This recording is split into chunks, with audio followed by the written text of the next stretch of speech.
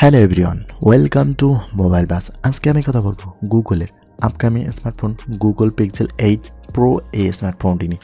এই স্মার্টফোনটি 85 থেকে 1 লাখের মধ্যে লঞ্চ হতে পারে বেশ কিছু ভেরিয়েন্টে।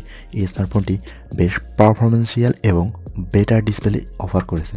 তো চলুন জেনে নেওয়া যাক এই স্মার্টফোনটি সম্পর্কে বিস্তারিত। প্রথমে যদি এই স্মার্টফোনটির ডিজাইন এবং বিল্ড কোয়ালিটি নিয়ে কথা বলি, গুগল পিক্সেল 8-এর মতনই ডিজাইন থাকছে। স্মার্টফোনটিতে থাকছে কালারের ভিন্নতা। তো ওভারঅল এই স্মার্টফোনটির ডিজাইন এবং বিল্ড কোয়ালিটি যথেষ্ট ভালো, দেখতেও সুন্দর এবং চমৎকার হ্যান্ডফিল্ড এই স্মার্টফোনটি।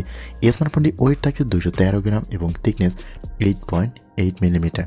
যদিও একটু মোটা এবং ওয়েট ফিল হবে, বাট বাজেটের স্মার্টফোনটি বেশ হার্ডি এবং শক্তপোক্ত একটি স্মার্টফোন। এই স্মার্টফোনটির কালার হিসেবে থাকছে অবসিডিয়ান, পোর্সিলিয়ান এবং বেই কালার। এই স্মার্টফোনটি থাকছে ফোনটির ব্যাক এবং ফ্রন্টে কর্নিং গরিলা গ্লাস ভিক্টাস 2 এর প্রোটেকশন থাকছে। এই স্মার্টফোনটিতে থাকছে IP68-এর ওয়াটার এবং ডাস্ট রেজিস্ট্যান্সের সুবিধা।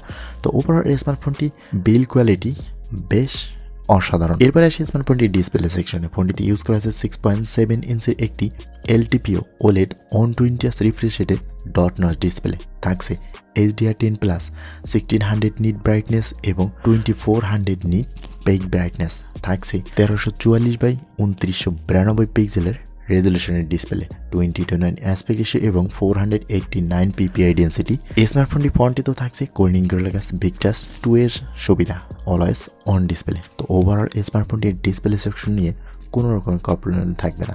ইনডোর আউটডোরে ইউজে বেশ পারফরমেন্স পাবেন এবং বেশ স্মুথলি ইউজ করা যাবে 120 রিফ্রেশ রেটে ডিসপ্লেটি এবং কালারফুল এবং ব্রাইট বোর্ড ডিসপ্লে হওয়াতে ডিসপ্লে ব্রাইটনেস নিয়ে কোনো ইস্যু থাকছে না। এরপরে আসে স্মার্টফোনটির ক্যামেরা সেকশনে। ফোনটিতে ইউজ করা হয়েছে 50 মেগাপিক্সেলের মেইন ক্যামেরার সাথে একটি 48 মেগাপিক্সেলের টেলিফটো এবং 48 মেগাপিক্সেলের আল্ট্রা ওয়াইড লেন্স। ফোনটির ব্যাক ক্যামেরা দিয়ে ভিডিও রেকর্ড করা যাবে 4K/240 FPS রেজলিউশনে। থাকছে EIS/OIS এর সুবিধা। ফোনটির ফ্রন্ট ফেসিংয়ে থাকছে 10.5 মেগাপিক্সেলের একটি আল্ট্রা ওয়াইড লেন্স এবং 4K/60 FPS ভিডিও রেকর্ড করা শুধু। তো ওভারঅল ক্যামেরা নিয়ে হয়তো কিছু বলার প্রয়োজন পড়ে না, যেরকম ফোন এবং সেই রকম পারফরমেন্স দেবে ক্যামেরা এই স্মার্টফোনটি। তো ওভারঅল বেটার ছবি এবং বেটার ভিডিও কোয়ালিটি পাওয়া যাবে স্মার্টফোনটি দিয়ে। এরপরে আসে স্মার্টফোনটির পারফরমেন্স সেকশনে। ফোনটিতে ইউজ করা হয়েছে গুগল টেনসর G3 4 ন্যানোমিটারের চিপসেট, যার CPU হিসেবে থাকছে 3.0 GHz অক্টাকোর এবং GPU হিসেবে থাকছে ইমোরেটাল G715S এবং MC10। ফোনটি থাকবে 4টি ভেরিয়েন্টে, 12GB 128GB, 12GB 256GB, 12GB 512GB এবং 12GB 1TB স্টোরেজ ভেরিয়েন্টে। থাকবে না মেমোরি কার্ড ইউজ করার মতন কোনো সুবিধা।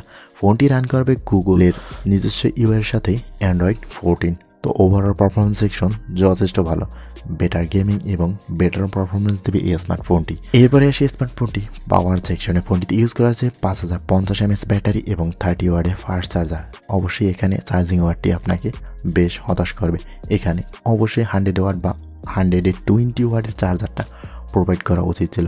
যথেষ্ট সময় নেবে এই স্মার্টফোনটি চার্জ করতে। 30 ওয়াটের চার্জার দিয়ে আপনাকে কম করে হলেও 80 থেকে 85 মিনিটের মতন সময় নেবে ফোনটি চার্জ হতে।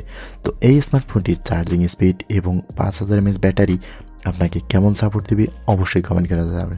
এছাড়াও স্মার্টফোনটি কানেক্টিভিটি সিস্টেমে থাকছে লাউড স্পিকার, থাকবে না কোনো 3.5 মিলিমিটারের headphone jack, under display fingerprint sensor থাকছে, Bluetooth 5.3, USB Type-C port, 3 brand wifi এবং NFC সুবিধা।